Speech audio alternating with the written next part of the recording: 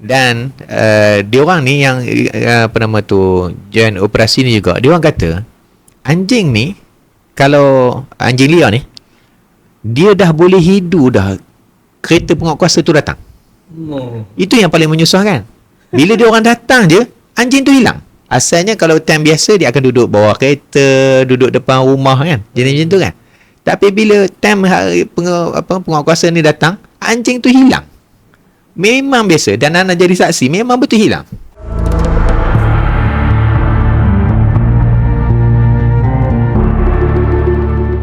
Bismillahirrahmanirrahim. Assalamualaikum warahmatullahi wabarakatuh. Kembali lagi dalam rancangan podcast Teman Sembang episod 24. Sangat lama kami berehat. Berehat tau. Dan hari ni saya pakai baju saja, promote sikit, baju Perpaduan Nasional Pemuda Perak ni. So ada tulisan Cina, ada tulisan India kat sini. Menarik lah. Dan macam yang sedia maklum, kita lama sikit berehat ni. Bukanlah berehat pun, sebenarnya ada tempoh, kita kata agak busy lah dengan PRN dan sebagainya, macam yang tuan-tuan tu pendengar maklum lah. So akhirnya Alhamdulillah, Allah izinkan kita dapat bertemu lagi. Dan pada malam ni, tanpa lengahkan masa, kita ada tetamu yang sangat special lah. Exotic. Boleh sebut exotic saya. Exotic. Sebab nak dapat masa beliau sangat susah. Dan tak lain tak bukan, saya perkenalkan Ustaz Omar Adam, Timbalan Ketua Pemuda PAS Negeri Perak. Sihat Ustaz? Alhamdulillah. Sihat Ustaz Azri. Sihat. Orang Kuala? Orang Kuala kita. Orang Kuala lain dengan orang Bota Ustaz? Lain sikit lah. Bahasa dia lain lah. Sebab dia dua-dua ada. Dia sempadan dengan Kuala ni, hujung dia Manung. Manung tu nak sampai ke Beruas dan juga ke Parit. So dia kalau dah hujung Manung tu, sebenarnya dia dah mula lorat macam Parit juga sebenarnya. Tapi ada beza Ada beza. Dia masuk ke Sayung dia lain, masuk ke Manung dia lain. Kita beza. Sama je bunyi dia lain juga sikit. Gitu. Keunikan orang Perak gitu lah. Dia macam-macam lorat dia. Jadi tetamu khas kita pada malam ni Ustaz Omar Adam, yang tak asing lah dekat Perak ni. Timbalan Ketua Pemuda Dewan Pemuda PAS Negeri Perak, dan asal daripada Kuala. Saya perkenalkan sebersikit lah, dan nanti kita nak tanya Ustaz lah ni. Okay. Nak tanya Ustaz, untuk soalan permulaan, kita kata nak panas-panas dulu Ustaz. Okay, warm up dulu. Okay. Sebab saya pun dah lama stop, orang kata mungkin kekok lah Ustaz. Dia bukannya stop pun sebab sibuk PRN kan, macam-macam PRN Johor sibuk ni, Negeri Sembilan. Macam-macam busy lah. Kok ada Melaka pula, sibuk Melaka pula. Tangguh lagi lah podcast lagi kita ni. Dia ada masa ni, kita cubalah kan. Yeah. Okay Ustaz, untuk soalan permulaan lah, sebelum kita masuk kepada isu yang macam-macam yang dah berlaku ni, kita nak berkenalan dengan Ustaz dulu. Okay. Boleh tak Ustaz cerita sebersikit biodata Ustaz, dan mungkin sikit Ustaz, bagaimana Ustaz boleh terlibat dengan PAS? Okay. Bismillah. Pertama, terima kasih atas undangan untuk bersama dengan podcast Teman Sembang ini, yang dengar ceritanya semakin meningkat. Trafiknya, viewernya semakin ramai. Alhamdulillah, tahniah. Dan kira bertuah jugalah dapat masuk dalam podcast Teman Sembang ini. Allah, kami yang bertuah. Kami yang bertuah Ustaz datang. Itu yang Ana rasa. Yang Ana rasa bertuah lah, sebab tak semua orang dapat join dalam podcast ni. Dan kalau daripada sudut pengenalan dirinya, orangnya biasa-biasa je Ana ni. Dia marhain. Bukan marhain lah, bawah daripada marhain apa? Bawah lagi. Orang-orang biasa je lah, yang berasalnya dan lahirnya di Kuala Kangsar Oh. dan mendapat pendidikan daripada dulu Ana tak masuk pasti. Dulu kan kita sekali dengan ABIM. Oh. So Ana masuk tadika ABIM lah. Dekat Abim lah. Tadika ABIM, dan maksudnya keluarga dulu pun semua tadika yang sama. Dan lepas tu masuk sekolah rendah, Al-Furqan di Kuala Kangsar, yang sampai sekarang pun masih ada. Kayaknya adik-beradik Ana semua ada 4. Okay. Ana yang keempat. Oh, Anak bongsu. Tapi bukan anak manja. Mohon tarik balik kalau ada. Disclaimer dulu siap-siap. Anak yang keempat, cuma anak ketiga, maksudnya kakak Ana yang di atas Ana tu dah meninggal dunia. Allah. Dia sambung belajar di US dan meninggal dunia di US. Sempat setahun di sana. Kira 3-3 je lah. Sulung abang. Lepas tu kedua kakak, yang ketiga kakak, dan anak yang keempat lah. Kalau orang tua panggil apit bunga. Apit bunga. Kumbang dua di hujung dengan awal. Lepas tu bunganya di tengah. Kita cuma tinggal bertiga je lah kami. Dan kami di sekolah Furqan tu pun semua 4 dari Al-Furqan. Kalau orang Kuala memang sangat kenal lah Al-Furqan. Sekolah lama tu. Sekolah lama. Kira kalau Abang Ana Abang Ana tu di antara pelajar yang terawal sekolah tu dibuka. Tak silap Ana 80. Abang Ana lahir 82. Dia 85 ataupun 86 sekolah tu. Lebih kurang lah 80-an. Lama betul. Lama. Sampai sekarang lah. Sampai sekarang ada. Kuala tu memang kat Kuala lah. Yang Ustaz membesar ni. Memang besarnya di Kuala. Kalau ikutkan daerah Kuala tu lah. Daerah Kuala ni di unik sikit. Dia ada 3 parlimen. Kuala, daerah Kuala ada 3 parlimen. Ada daerah Kuala, dia ada Parlimen Kuala, dia ada Parlimen Padang Rengas, dia ada Parlimen Sungai Siput. Kiranya yang sekolah Hana ni dia masuk dalam Parlimen Padang Rengas, dia di Kota Lama Kiri. Dia itu dia dah masuk Padang Rengas, tapi masih lagi dalam daerah Kuala lah. So Hana 4 adik-beradik, sekolah rendahnya di situ. Dan masuk sekolah menengah, abang Ana masuk Izzuddin. Kakak Ana dua-dua ni dia masuk Takyah. Sebab tahu apa? Sebab ayah Ana Izzuddin dulu. Mak Ana Takyah. So dia orang ikut dah flow tu. Cikgu. Bukan belajar lah. Ayah Ana Izzuddin. Izzuddin. Izzuddin. Dahsyat. Kira bawah sikit kot daripada Zahid Midi. Zahid Midi pun Izzuddin enggak? Izzuddin enggak? Izzuddin ni dia melahirkan pelbagai orang. Yang ramai. Dia tokoh-tokoh dalam negara ni ramai juga daripada Izzuddin. Izzuddin. Sebab tu dia dulu dia ada istilah apa nama panggil. Dia orang gelarkan budak Izzuddin. Budak Takyah kalau perasan. Even dulu anak punya kereta Ferrari Ana tu. Belakang tu dia ada stiker budak Izzuddin, budak Takyah. Sebab mak Ana Takyah, ayah Ana Izzuddin, dan kakak Ana dua-dua tu masuk Takyah, dan abang Ana masuk Izzuddin. Cuma Ana je lain sikit. Ana tak masuk Izzuddin, tak ada rezeki masuk ke Izzuddin.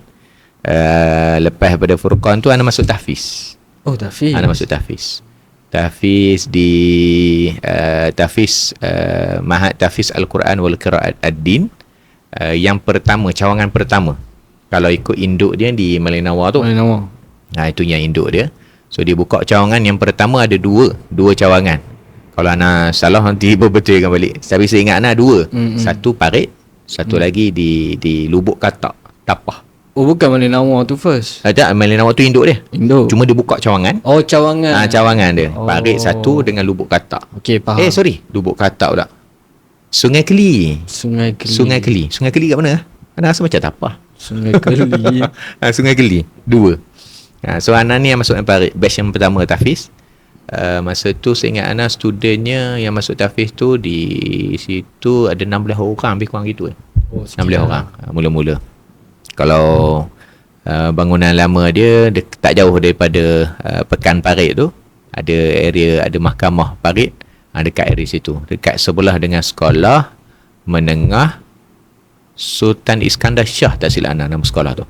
Ni tahun 90-an macam tu. 90. Kejap. 90 apa 97. Tak ingat lah. 97 ke? Ana rasa macam Ana form 1 macam 2001. Oh, dah 2000 lah. Dah 2000 dah Ana rasa. Lebih kurang itulah. Tolonglah cari kan. So Ana dapat Ana Still sambung. lama lah, still lama. So Ana masuk tahfiz. Sebab dia punya sistem kat situ, yang mana cawangan-cawangan ni dia kena habiskan Al-Quran 3 tahun di cawangan. Okey, ini induk di Mainawa. Yang cawangan ni semua ni dia punya timeline dia, kamu 3 tahun kamu kena habis Quran. Sebab dia punya susunan dia, kamu setiap bulan kamu akan habis 1 juzuk. Akan habis 1 juzuk. Sebab sehari kena hantar satu muka, kena tasmid satu muka. Okay. So dalam sebulan 20 muka, 20 hari tu habislah 1 juzuk. So ada baki lagi 10 hari tu untuk ulang. Faham? Lepas tu kiranya sepatutnya dalam tempoh 3 tahun habis. Sepatutnya Form 1 sampai Form 3 lah. sepatutnya form 1 sampai form 3 tu habis. Cuma Ana terlewat sikit. Lewat sikit. 3 tahun tu Ana tak habis. Tapi dia dibawa selepas 3 tahun dia kena bawa ke induk. Bawa ke induk. So bawa ke Mainawa. So Ana pindah ke Mainawa. So Ustaz sambung dekat Mainawa. Dia sambung di Mainawa. Cuma masa tu masa dah di Mainawa tu, Ni zaman-zaman Ustaz Kazim macam tu Ustaz? tak. Ana bawah sikit daripada Ustaz Jabar. Imam Muda Jabar. Okey. Imam Muda Jabar tu kira senior Ana berapa tahun lah. Kira Ana sampai masuk kat situ tu dia dah tahun last. Tahun last. Begitu. Antara tenaga pengajar di Mainawa tu nama Ustaz Rodi Kemudian Highland. Ustaz Rodi. Masa tu lah. Kira dulu belajar Taranum juga dengan dia. Boleh Taranum ni Ustaz? Taranum ayat yang dulu yang dia ajar dulu je lah. Yang lain tak dapat dah. Tak tahu dah makam mana. Jawabul jawab tak tahu lah. So lah Ana pindah di Mainawa. Cuma masa tu ada dia orang suruh nak ambil SPM kena ambil PMA. So masa tu kalut lah mencari kat mana sekolah tempat lain yang ada apa nama tu. Sebab masa tu tak ada PMA. Ana tak ambil lah. Ana yang tak ambil. Kat cawangan tu tak ada PMA. Tak ada. So cari tempat yang ada PMA. So PMA ni boleh lepas form 3 pun boleh ambil tak? Kalau ikutkan boleh. Kalau ikutkan boleh. So pusing-pusing kalau ikutkan sebenarnya lepas pada Mainawa tu ana masuk Mahat Umar. Cuma ana kat situ dia ada 2 aliran. Satu yang KSSR yang biasa ni. Lepas tu apa nama tu? Tahfiz ada. So tapi Ana habis di Mahat Umar. Faham? Ana habis Mahat Umar, khatam dekat situ, lepas tu Ana sambung nak ngejar kat SPM lah. So nak ambil SPM Ana masuk Al-Mizan. Banyak. Nampak macam banyak kan. So dia pindah. Akhirnya Ana ambil SPM, menyedahnya balik Kuala. Balik Kuala menyedah. Memang nak jati Kuala. Menyedahnya ambil SPM di Kuala. Itu pun sebenarnya asas Ana masuk Mahat Mizan tu memang niat nak masuk tu nak ambil PMA. Masa tu Ana umur form 5. Form 5 ambil Form 5 dah. PMA. Lepas tu masuk dekat situ niat memang nak ambil PMA. Sebab masa tu kata memang ambil SPM kena ambil PMA. Okey. So kita niat. Sampai kat situ pengetuanya arwah Ustaz Megat beritahu kami, beritahu ni saya nak masuk ni. Kira mak ayah nak lah. Kata ni nak masuk. Nak ambil PMA dulu baru nak ambil ni. Ni tak tahu boleh off record ataupun tidak. Ustaz Megat dia kata apa nama, kenapa nak ambil PMA, dia kata masuk teruslah form 4. Bukan dia tengok ada PMA ke tidak. Masa nak hantar nama tu dia kata oh iya ke, masuklah form 4. Boleh terus SPM lah. Maksudnya masuk form 4 nak supaya tak adalah jauh sangat dia punya kita punya pelajaran tu. Sebab kita di tahfiz tu tak adalah terlalu banyak sangat pelajaran yang BI, sains apa semua, tak banyak, sikit-sikit je.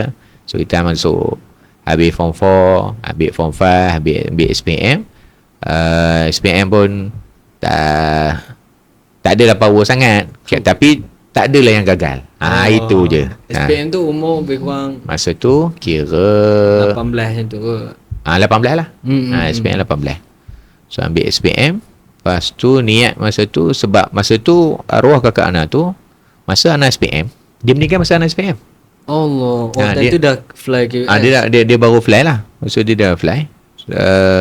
So Ana ambil SPM masa tu. Sebelum Ana exam tu kot, dalam bulan apa Ana tak pernah ingat. Seingat Ana dalam hujung bulan 7. Hujung bulan 7. Baru lagi lah. Dia punya bulan, kita kan sekarang bulan 8 kan. So dia meninggal masa tu anak SPM. Dia degree. Tak, dia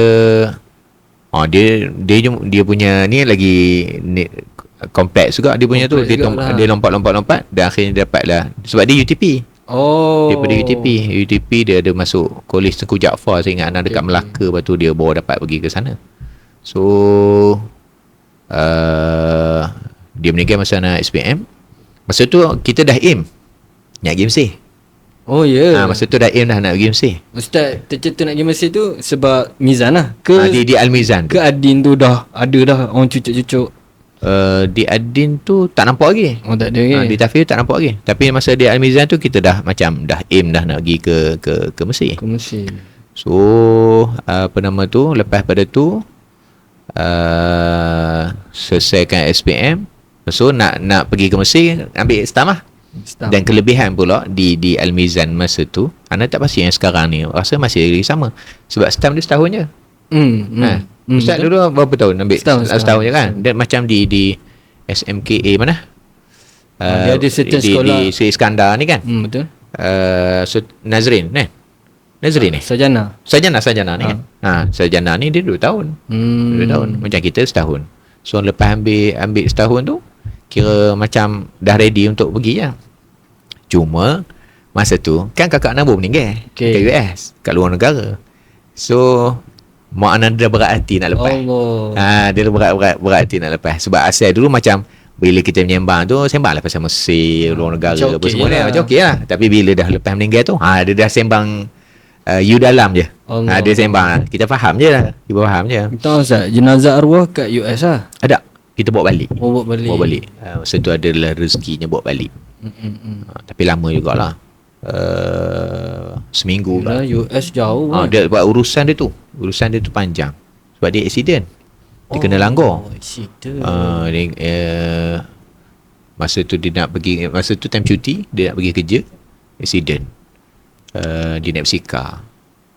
Lepas tu proses dia banyak lah tu. Itu pihak UTP Petronas lah urus. Maksudnya penghantaran pulang apa semua tu, semua Petronas tanggung lah. Lepas tu berat hati tu. Tapi kita cucuk-cucuk juga lah. Dan masa tu kita pun redha je. Kata kalau tak bagi pun tak apa lah. Tak bagi pun tak apa. Tengok-tengok di hujung-hujung tu macam okey. Macam mak anda bagi, menerima je lah. So boleh lah pergi ke Mesir. Pergilah ke Mesir 2008. Stam 2007, 2008 pergi Mesir. Ambil Usuluddin. Ustaz Usuluddin. Mana Usuluddin? Anda ambil syubah hadis. Allah. Syubah hadis. Hadis lah. Jangan. belum lagi sampai ke situ. Cakap baca boleh.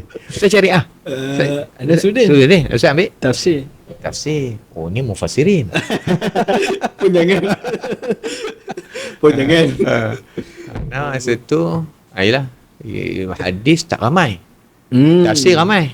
Betul tak? Tafsir ramai kan? Zamanan ni akidah yang ramai. Boleh. Akidah ramai. Dia budak-budak Gen Z ni boleh. Betul. Orang akidah ni dia kalau anak gelarkan jadi orang otak gila lah. Akidah betul, ni kan? Patutnya rare lah, jangan ambil. Tapi zaman kami ni akidah ramai. Oh ya. Akidah ramai. Hadis yang tak ramai. Hadis tidak ramai lah. Hadis tak ramai. Sebab dia subjek terbanyak. Dia apa? Hadis, tafsir, akidah, lagi satu apa? Dakwah ada juga. Dakwah pun ramai? Tak ramai kat saya. Ada belajar-belajar kita yang ambil. Maksudnya time tu yang tak ramai tu dia jadi macam orang macam nak ambil. Oh sebab kan nampak kekosongan tu, so dia orang masuk ke situ. Macam itulah. Ataupun minat ke. Akidah ni orang critical thinking sikit kan. Dia macam falsafah. Ke dia kalau anda bukan dia. So anda ambil hadis 2008. Sorry Ustaz. Ustaz ada sijil tahfiz. Instead of Ustaz boleh sambung syubra ke, kenapa ambil sambung Usuluddin? Kan. Kenapa? Tak tahu Ana. macam mengikut arus je. Nak kata mengikut arus. Follow the flow lah. Follow the flow. Dia tak adalah terlampau ni sangat. Okay. Faham? Mungkin masa tu kalau tahfiz dia kena ada diploma tahfiz dulu. Ya. Kan? Panjang lah sikit. Panjang sikit. Dia kena lompat lain lah. Ni kita selesaikan pada stamp je. Ya. Bila stamp kita lompat guna stamp. Fast track Fast track lah gunanya. So 2008 sampai 2010. So yang kan 2 tahun tak ada syukbah kan. Lepas tu baru kita ambil hadis. Cuma 2010 tu anak balik kejap lah. Sebab apa nama tu, rusuhan tu. Saurah tu anak balik kejap. Kalau ikut memang anak tak balik. Memang tak balik langsung. Abang anak kahwin, kakak anak kahwin, semua anak tak balik. Ya. Memang tak balik. Oi, kental. Anak tak nak balik. Kental. Tak nak balik. Anak bawa banyak kerja kat sana. Banyak kerja kot. Ya, bila time cuti kan dia banyak program. Suruh program. Maksudnya family Ustaz tak push lah. Tak ada pun. Kakak anak siap offer lagi. Bagi duit tiket untuk balik. Untuk Keduri. Tak nak balik. Tak nak balik. Dia orang okey lah. Dia okey je. Cuma yang 2010 tu memang terpaksa balik lah. Kalau ikut kan memang planning tak nak balik pun masa tu. Memang tak nak balik pun. Dia memang ada planning. Kita kan masa tu anak TODP. Okey. Anak TODP. So kita uruskan lah yang lain-lain ni balik. Semata pelajar lah. Kita selesaikan semua pindah transit ke Jeddah apa semua dulu kan. Kita dah planning memang stay dekat sebab nak kena ada orang jaga Wisma lah. Nak jagakan Imarah tu. Kita dah planning. Tiba-tiba Pok kata semua kena balik. So masa tu semua stay yang banyaknya bahagian kepimpinan ni lah. Anak negeri sekali lagi sekali dengan pemeram semua ni. Menyudahnya terpaksa balik. Cuma rezekinya masa kami yang semua pimpinan ni semua disuruh untuk balik ni, flight kami tu adalah flight yang pertama sampai terus ke Malaysia. Dia tak pergi dia tak, bukannya dia hantar ke Jeddah. Dia transit sekejap, dia turunkan pegawai EME apa semua tu. Kami ni terus sampai ke Malaysia. Yang ni zaman naik flight askar yang tu lah. Yelah, tapi kami tak naik tu. Kami naik selesa lah. Mas rasanya. So naik Mas. Okay. Terus sampai ke Malaysia. Niat asalnya memang tak nak balik. Menyudahnya sampai ke Malaysia. Paling awal terus menyedah. Yang lain tak sampai lagi? Yang lain tak sampai lagi. Tapi dia masa tu flight pertama daripada Mesir dan flight pertama daripada Jeddah. Okey, faham. So 2 flight tu sampai. So dapatlah bersalam dengan Perdana Menteri.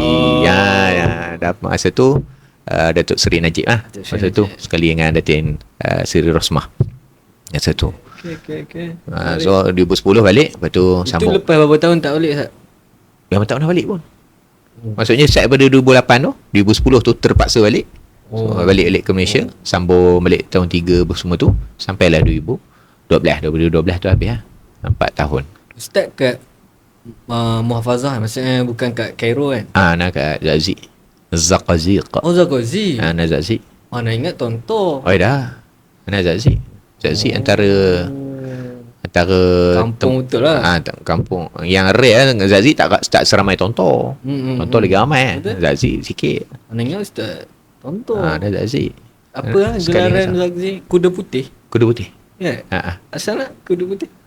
Anak tak ingat sejarah dia, tapi memang di Pekan Zaqaziq tu memang ada patung kuda putih. Dia Syarqiyah. Zaqaziq ni satu je Ustaz. Krip lah. Asal usul krip sebelum sampai kepada Kairah lah. Sekarang ni Kairah dah ada lah. Dah ada banyak dah krip. Tak ada orang kat Zaqaziq sekarang. Tak ada orang lah terus kan. Itu lebih 2012 dah habis. Lepas tu balik Malaysia 2013 dari Lana balik. Lepas tu nak sambung master. Nak sambung master dekat UM. Hadis. Nak ambil hadis kak. Hadis. Nak ambil. Lepas tu nak sambung. Cuma tesis tu dah separuh lah. Tu yang ni lah, separuh lah. Lepas tu nak kahwin. Lepas tu Tasik UM tu jadi rendamkan tesis tu je lah. Tak sempat masa tu. Terdaya lah. Memang tak sempat. Bila dah kahwin tu, jadi tak sempat. Ya, urusan dunia tu semua alasan tu. Alasan tak sempat. Orang lain pun sibuk kak. Dan tu mix mood. Nak ambil mix mood. Nak ambil. Boleh Ustaz, kita sambung balik. Boleh?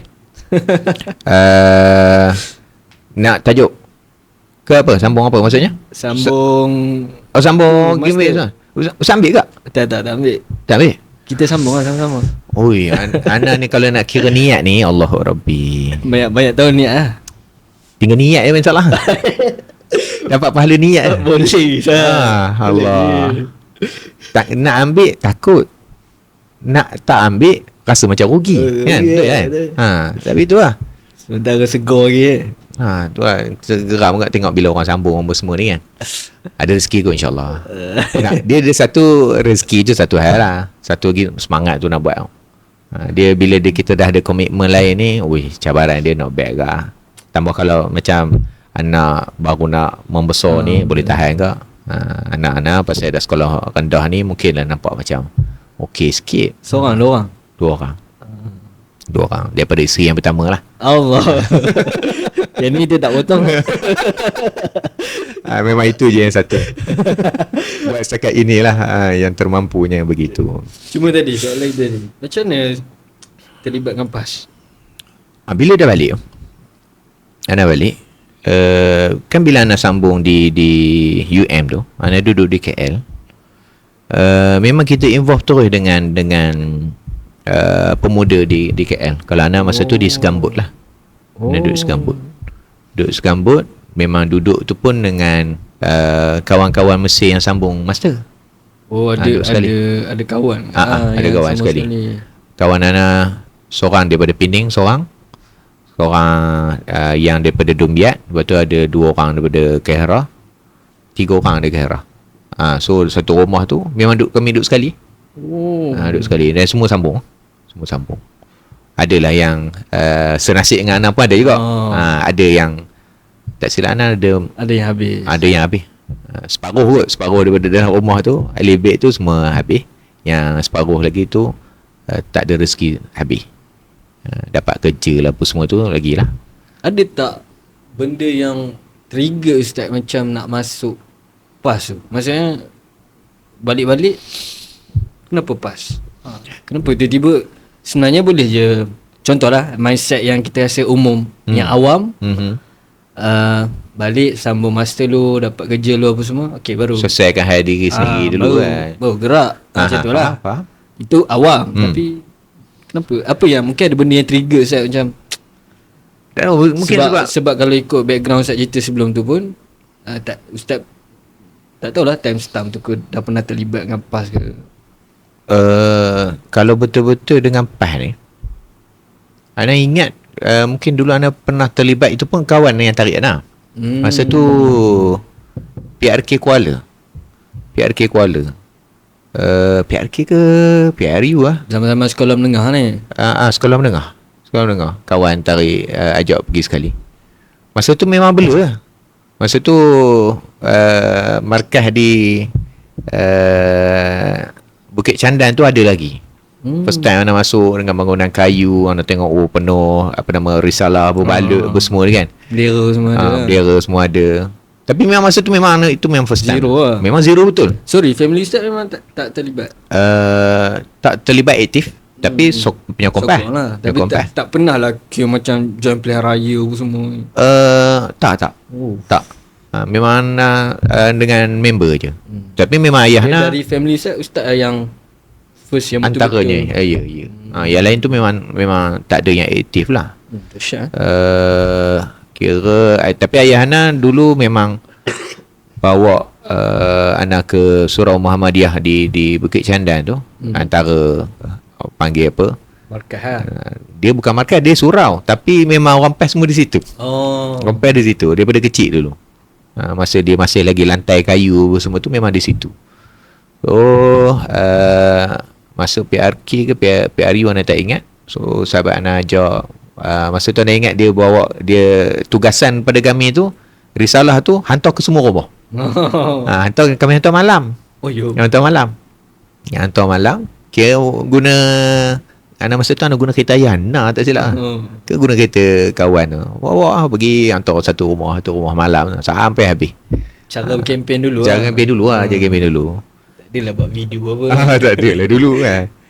Itu permulaan starting dia. Lepas tu sampai di masa mungkin di time sekolah menengah dulu, di Al-Mizan dulu mungkin aktif sikit dengan persatuan-persatuan tu.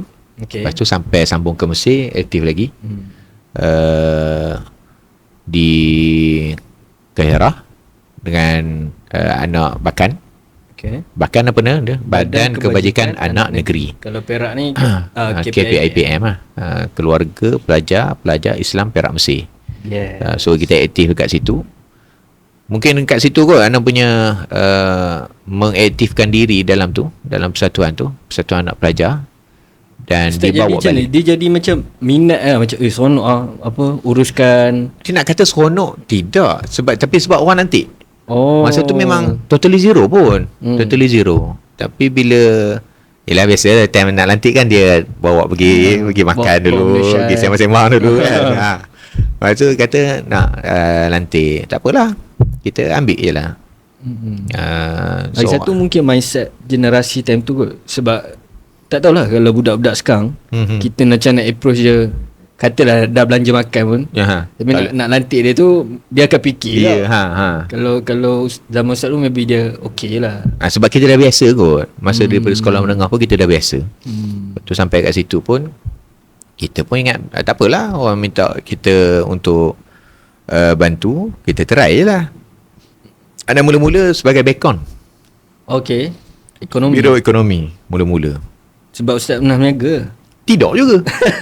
Tidak juga. Kenapa tak tahu kenapa dia orang bagi. Kayaknya ekonomi kan paling bawah sekali kan. Paling bawah sekali kan. So dia orang bagi hak paling bawah sekali. Biro yang paling bawah. Tak apa, kita jalan lah. Ini dahsyat daripada negeri lain, the Zakozik tu. Ustaz kena uruskan dekat Cairo. Bawa di Cairo. Berapa jam jarak Zakozik ke ni? Sejam lebih, dekat 2 jam lah. So setiap kali meeting Ustaz 2 jam Lepas tu balik. Biasa balik hari tu biasa lah. Dan nak kata balik tiap-tiap hari pun tidak juga. Kadang-kadang banyak juga. Anda macam nak gambarkan kat penonton kan. Maksudnya contohnya kita orang Perak tapi kena bergerak dekat Penang. Lebih kurang So meeting apa semua, program semua kat Penang, lepas tu balik rumah kat Perak. Macam tu lah. Macam tu lah. Lebih kurang. Tapi bukan bawa kereta sendiri, bawa guna kenderaan awam, perkhidmatan awam dia orang lah. Lagi dahsyat. Lagi pening. Ada 2 kali transit lah. 2 kali transit. Satu daripada Cairo tu ke Abud dah. Ana tak ingat tempat. Ramsis. Bukan Ramsis. Ana tak pergi ke Ramsis. Kalau Ramsis contoh. Okay. Ana tak silap Abud ke? Abud. So lepas tu pindah ke daripada situ baru boleh terus ke Zakzi. Abud pun dah tak ada lah. Tak ada dah. Semua dah maju lah kan. Pakai train apa semua kan. So masa tu kot daripada kita dah biasa. Waktu orang dah lantik kita mula-mula anak Biro Ekonomi. Cuma masa tu anak pun terkejut. Daripada Biro Ekonomi dia orang terus lantik anak TYDP. Lompat tu kepada TYDP. Mungkin masa tu kot ni TYDP kan masa tu uruskan Silvernet. Okey. Dulu Ana tak adalah pandai sangat, tapi tahulah sikit-sikit pasal komputer ni, repair komputer, uruskan sesi tu kan. Kita uruskan itu. So dia orang bagi anak kat situ. Anak urus. Tahun ketiga baru jadi WDP. Jadi WDP. So 3 tahun tu lah. WDP tu lagi pening, maksudnya jauh. Dah lah jauh. Lepas tu banyak, memang terpaksa banyak masa tu di Cairo lah. Banyak di Cairo. Masya. Habis tu WDP, lepas tu jadi penasihat. Biasa lah. So balik tu sebab mungkin kita dah aktif kat situ. Passion kan. So nak bergerak tu tak janggal lah. Tak janggal lah. Kita pun nak cari juga benda yang lebih kurang.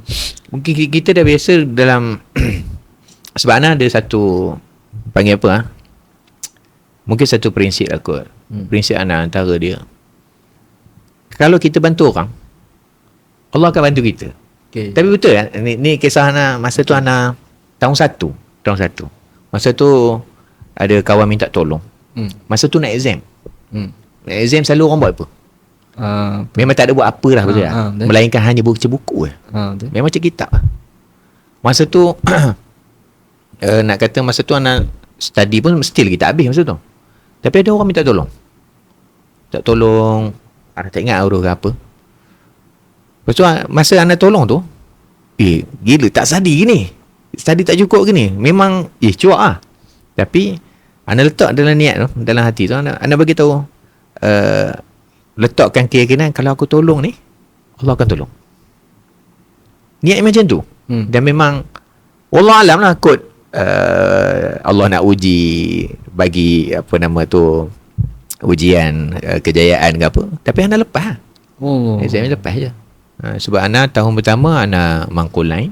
Sorry. Mangkul line ke? Tak. Ana makbul. Lepas tu Clear jahit. lah, clear. Makbul, jahit. Nak kata pandai tak mau, betul juga. Tapi sebab mungkin yang Ustaz sebut tadi lah. Nak sebutnya kalau bila selepas pada kes tu, so Ana tak kisah untuk tolong orang. Tak kisah untuk, walaupun kita dalam masalah, walaupun kita busy ke apa, kita letak yang kita, contoh kita duduk dalam persatuan, kita buat program, kita susun, kita fikir macam mana nak selesaikan masalah sekian. Tujuannya adalah niat untuk nak tolong orang, memudahkan orang. Kita mudahkan orang, kita datang mesyuarat, kita fikirkan masalah orang, bukan masalah kita. Dan niat tu adalah kita tolong orang, Allah akan tolong kita. Itu yang nak pegang. So bila dah habis pada masa tu, kita dah aktif. Bila dah balik tu, dah biasa aktif. So kita mencari jugalah masa anak di KL tu. So terlibatlah pula dengan pemuda di Segambut. Lebih kurang dalam 2 tahun. Masa tu dia orang bagi anak pegang Lajnah Tarbiyah, kita uruskan usrah apa semua tu. Lepas tu dah kahwin, bawa anak balik ke Kuala. So menetap di Kuala, aktif pula di Kuala lah pula. Cuma yang ni macam pelik sikit lah. Sebab bila anak balik ke Kuala, anak kahwin 2015. Misri ke? Azhari ke? Azhari ke? Zawjahna Kairah. Apa nama tu, bila anak kahwin 2015 tu, anak baru lagi, kita tak ada apa-apa jawatan dalam pemuda. Kawasan tak ada, negeri telah lah, lagi tak ada. Bila anak balik 2015, anak kahwin apa semua, anak kahwin 2 minggu ataupun seminggu sebelum almarhum Tok Guni Azim meninggal. Allah, 2015 2015 bulan 2. Bulan 2 anak kahwin 18 bulan. Ya. So istilah anak lebih kurang dalam seminggu sebelum.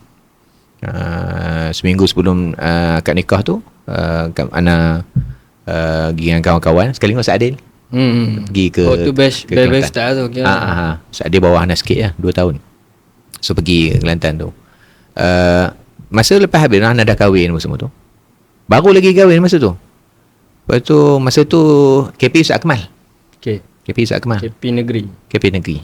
Dia baru menang pemilihan. Lepas tu dia call lah. Dia kata sihat ke apa semua kan. Tak tahu boleh cerita dah. Tapi dia tiba Ana. Tahu dia kata, Ana nak lantik entah dalam pemuda negeri, dia kata. Tapi tentu Kuala kawasan tak ada lagi tau. Ana tak ada di kawasan lagi. Ustaz Akmal telefon kata, Ana nak lantik entah dalam pemuda negeri. Ana kata, kita dah biasa kan. Ada aktif semua. Tapi di negeri kita tak pernah ada pengalaman. Lepas tu Ustaz Akmal tanya, posisi apa? SU pemuda negeri. Ana kata, Ana tak ada pengalaman langsung, kawasan tak ada. Lepas tu masa bukan tak ada, tak involve lagi. Lepas yang tu kat Segambut tu JK biasa je. Itu pun di kawasan je. Lepas tu dia baru Ustaz Akmal kata nak nanti pemuda SU pemuda negeri. Ana kata biar betul Ustaz Akmal ni. Ana kata Ana rasa tak sesuai kot. SU ni bukan kerja kecil, besar, dah lah pegang negeri. Ana kata bagi kot orang lain kot Ustaz Akmal. Saya dia nak approach juga. Dia nak apa tu, sembang nyedahnya dia lantik anak PSU. Masa tu lah mula-mula anak masuk dalam pemuda negeri PSU. Duduklah dalam PSU tu. Masa tu SU Sakahah. Sakahah jadi SU. Baru dia lantik sekali. So dia punya selepas pada tu anak PSU tu duduk dalam PSU 3 penggal. Anak duduk dalam pemuda negeri PSU 3 penggal. Penggal Ustaz Akmal lah. Ustaz Akmal 2 tahun, Ustaz Faisal setahun. Lepas tu Ustaz Apih. Ustaz Apih tu Ana dah naik AKP tak silap. Ana pun tak ingat ada dia punya susunannya tu. Maksudnya tapi Ana duduk tu 6 tahun lah. 6 tahun sebagai PSU. 3 penggal. 6 tahun lah. 6 tahun PSU. Masa tu memang aktif lah dengan duduk dalam sekretariat. Tapi yang bestnya masa mesyuarat ESCO Pemuda Negeri, kan sekali dengan KP-KP kawasan semua. Kira first lah. Yang first ni. Yang first tu. Itu Ana masa ta'aruf. So Ana ta'aruf lah. Kata saya Muhammad bin Adam, sebagai penolong setiausaha 3 masa tu, berasal daripada Kuala Kangsar. KP Kuala masa tu Ustaz Tauran. Ustaz Tauran masa tu duduk depan Ana masa tu. Ana kenal lah dia tak kenal Ana. Lepas tu dia kata, dia tengok je Ana kecil besar. Siapa dia ngaku orang Kuala, aku tak kenal dia kata. Lepas benda tu baru Ana jumpa dengan dia. Kira Ana alien sikit lah. Sebab dia masuk ke negeri dulu. Baru masuk ke kawasan. Kawasan pun Ana masuk dengan PSU juga masa tu. Lepas tu barulah jadi NKP, jadi KP masa tu. So itu dia punya perjalanan Ana masuk dalam pemuda lah. Masuk dalam pemuda, dengan pemuda negeri, dengan pemuda kawasan. Pemuda kawasan pun Ana masuk PSU, lepas tu jadi NKP, lepas tu jadi KP, Ana turun jadi TKP, Ana jadi KP, dan ni KP Ana penggalan ketiga. KP Ana ketiga ni termasuk dengan tank COVID tu lah. Orang kata tank COVID tu tak ada makna pun. Tak ada buat apa kan, tak boleh buat apa kan. Itu first KP. Yang itu yang first. Betul turun jadi TKP, betul jadi KP. Ini penggalan ketiga dah lah. Penggalan ketiga jadi KP. Itu sampailah sekarang ni. Duduk sebagai pemuda negeri, sebagai timbalan, di kawasan sebagai ketua pemuda. Itu perjalanan anak masuk sampai ke hari ni dalam PAS. Orang lain lagi hebat lah. Tu anak punya perjalanan. Begitu. Okay, menarik sah. Sebabnya tak tahulah, Ana bandingkan ni dengan generasi semasa. Okay. Maksudnya bukan dengan zaman Ustaz lah. Okay. Zaman Ustaz maybe benda tu normal ataupun tak adalah, maksudnya balik bergerak sebagainya. Tapi sekarang ni kan dia macam lebih utamakan career sendiri dulu. Betul. Mungkin dia fikir kerja dia dulu, kejaya dulu. Pasal Ustaz sebut pasal masalah orang tadi kan. Kalau ikutkan mindset Gen Z ni, kena kecilkan circle. Okay. Self care dulu. Buat apa nak. Benda-benda macam tu kan. So benda tu sangat contradict lah dengan mindset budak sekarang. Betul. Tu yang macam agak amazed dengan career Ustaz, dan Ustaz bertahan lah, maksudnya sampai sekarang. Saya rasa dia sebenarnya di atas kesedaran sendiri juga sebenarnya. Sedang kita, kalau dia daripada sudut satu bab keyakinan. Kita ni, kalau anak mungkin kurang setuju kalau dulu masa zaman anak di Mesir, masa tu tengah hangat, masa tu Jacob. Okay. Maksudnya bila balik Jacob. Zaman Pak Lah. Zaman Pak Lah tu. Bila masuk Jacob dan sampai keluar istilah Jailul Khauf. Generasi penakut. Dia orang terjemahkan Jacob tu. Siapa masuk Jacob, hilang. Biasanya begitu. So dia orang gunakan Jailul Khauf. Padahal gelaran tu agak sedikit keras. Sebab memang kalau daripada satu sudut memang kita biasa tengok sahabat-sahabat kita yang mungkin aktif bersama dengan kita, tapi bila dia masuk kerja kerajaan masa tu Jacob apa semua tu, memang dia orang hilang. Itu memang kita tak nak hilang. Tapi daripada sudut kita meletakkan sampai label itu, pada anak keras lah. Keras. Sebab mungkin kita tak berada dalam kasut dia. Faham? Dan mungkin ujian dia tak sama dengan kita. So kalau lebih baiknya kita berpada-pada lah. Sebab kita pun tak tahu kita ni selama mana boleh bertahannya. Faham. Mungkin kita tak diuji semacam mana dia mah. So yang even kalau daripada satu sudut pula, mungkin bila kita dah biasa dengan tekanan, kita boleh adapt.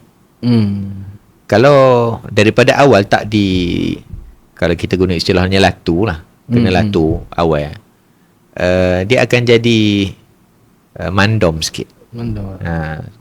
Tisu lah. Jadi tisu lah.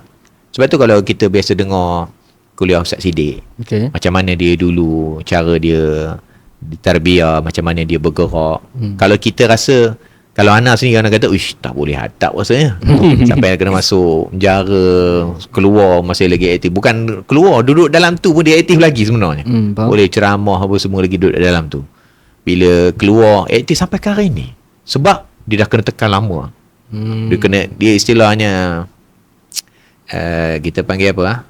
Bila kita dah, daripada awal kita dah kena gasak, dia jadi macam askar. Tak ada hat. Sebab tu askar bila latihan dia, kita tak boleh nak brain, tak boleh nak adapt. Tapi sebenarnya kenapa dia buat awal? Sebab ujung lagi berat, lagi macam-macam. So dia kena, sebab tu siapa masuk askar tentera ni, dia punya latihan awal ni kerah. Sebab depan tu lagi kuat. Sama juga kalau macam sahabat-sahabat kita yang mungkin baru-baru, adik-adik kita yang kalau sebelum ni dia kurang dapat tekanan, biasanya dia akan tisu sikit. So dia jangan kita lari daripada tekanan. Hadap lah. Hadap lah. Dia kalau kita lari, kita tak dapat lah. Sebab dulu di Mesir ada seorang tok guru. Dia sebut pada Perak lah. Dia kata Perak, saya doakan Perak ni, bahkan Perak ni menerima tekanan yang lebih banyak. Sebab dia kata tujuannya bila kita dapat tekanan, kita tahu macam mana tekanan tersebut, macam mana nak adapt, dan kita berfikir macam mana nak keluar. Dia kalau orang tak ada tekanan, tak rasa lah. Macam orang tak ada anak, biasa dengan orang dah ada anak. Macam mana nak adapt anak, tenteremnya anak, nak bahagikan masa. Kalau orang yang memang kerja dia makan sambil tengok handphone je, duduk sorang-sorang kan, dia tak boleh, dia tak biasa, tak biasa. Tapi bila dia dah berada di posisi itu, dia kena hadap. Baru dia boleh strong. Sebab tu orang-orang dulu anak ramai. Kalau mungkin orang sekarang ni, dia lain sikit. Tekanan dulu lain, sekarang lain. Dia dah semakin gitu lah, tisu. Menarik. Dan saja nak kaitkan dengan generasi pemuda, sebab Ustaz pun Ana faham TKP ni dipegang latihan dan sumber manusia dan latihan lah. Maksudnya perkadiran apa semua lah. Okay Ustaz, sikit kita dapat dah background Ustaz dan keterlibatan dengan apa semua. InsyaAllah pas ni kita akan sambung, kita akan bincang isu semasa pula. Jadi untuk penonton Teman Sembang, jangan ke mana-mana, kembali selepas ini.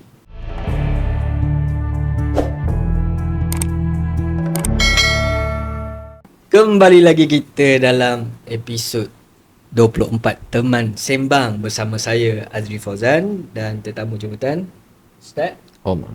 Ustaz Omar. Jadi kita dah cerita panjang lebar lah tadi pasal sedikit background TKP kita. Jadi kita nak masuk tentang isu semasa Ustaz. Sebenarnya terlalu banyak isu. Jadi kami kat peringkat Teman Sembang ni cuba memikirkan isu yang terbaik lah untuk dibawa. Dan saya rasa sangat baik kalau kita cuba bawa ataupun kita kemukakan isu PRN. Sebab PAS, tarian PAS ataupun langkah PAS sangat menarik Ustaz, PRN ni. Mungkin saya cerita sikit secara umum background. Kalau Ustaz nak tambah lagi pun boleh. Bermula dengan PRN Johor, kita nampak PAS tidaklah ada kita kata kenyataan ataupun hubungan rasmi dengan Barisan Nasional lagi, tapi kita dah nampak bunga-bunga tu Ustaz. Contohnya kita kata di kawasan yang tidak ada calon PN, kena undi BN. Itu pun dah nampak macam lain macam. Hmm. Satu kelainan lah. Hmm. Dan kemudian dia dekat Negeri Sembilan lebih jelas lah Ustaz. Bagaimana ada pengasingan atau pembahagian kerusi antara BN dan PN, dan akhirnya membuahkan hasil lah. Macam yang kita tengok Johor Alhamdulillah PH habis, dan di Negeri Sembilan pun sama, banyak kursi-kursi yang hancur lebu, terutamanya kursi dia punya Setiausaha Agung lah. Itu yang kita nampak. Mungkin dari sudut kita nak cerita kat penonton Teman Sembang ni, kenapa PAS mengambil langkah ataupun strategi ni, ataupun mungkin Ustaz boleh buka dulu dengan apakah sebenarnya strategi PAS dari sudut penyatuan ummah dan sebagainya yang kita dah dengar dah. Tapi itulah kenapa, apakah langkah sebenarnya yang PAS ambil dan kenapa langkah ini diambil.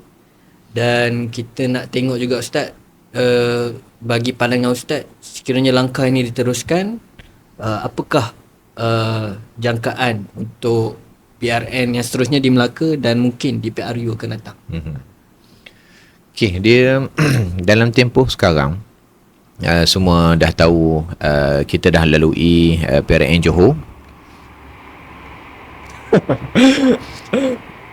Dan kita dah lalui baru saja PRN Negeri Sembilan.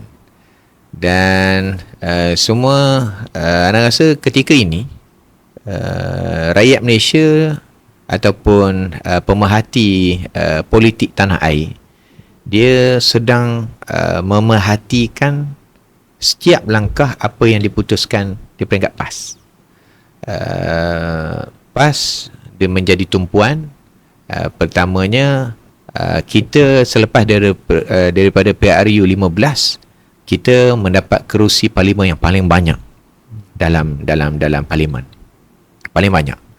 Dan itu merupakan satu rekod dan satu sejarah yang pastinya tidak akan dilupakan oleh rakyat Malaysia, yang daripada dulu asalnya PAS tak seolah-olah tidak diterima. Dan sampai kepada hari ini, lepas pada PRU ke-15, PAS dapat kerusi yang paling banyak. Even di negeri Perak kita ada 17 kerusi.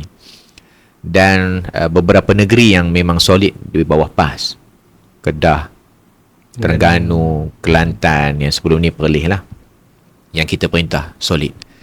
Dan bila masuk pada PRN Johor, Johor dululah, bila masuk PRN Johor, melihatkan kepada di Johor ini antara kebijaksanaan Tuan Guru Presiden kita dalam mengatur strategi, memastikan tujuan utama ataupun objektif utama ketika ini ialah untuk mengembalikan kuasa Melayu Islam itu. Dan anda tak pasti mungkin Ustaz Azri pun dapat hidu ataupun perasan, dan sahabat-sahabat kita yang menonton juga ada perasan, kalau daripada penulisan ayah cik minda Presiden yang dah menulis beratus dah penulisan dalam kalau ayah cik berbicara ataupun menulis berkaitan dengan negara kita ini, ancaman antara terbesar ni ialah DAP. Buat setakat ni anda perhati, kalau ayah cik, kalau dia sebut saja pasal DAP ni, tak ada yang lembut. Tak ada yang lembut, sentiasa kerah. Kalau kita fikir satu lapis, takkanlah pimpinan parti Islam sekeras ini. Tak, kita sedar yang bahawa ayah cik sebut tu ialah satu kita faham ia mudarat yang sangat-sangat besar, sangat bahaya kepada negara dan kepada Islam. Itu sebab tu ayah cik sangat keras bila buat keluar penulisan ataupun pengucapannya, akan kalau sebut DAP ni tak ada yang lembut lah, semua keras.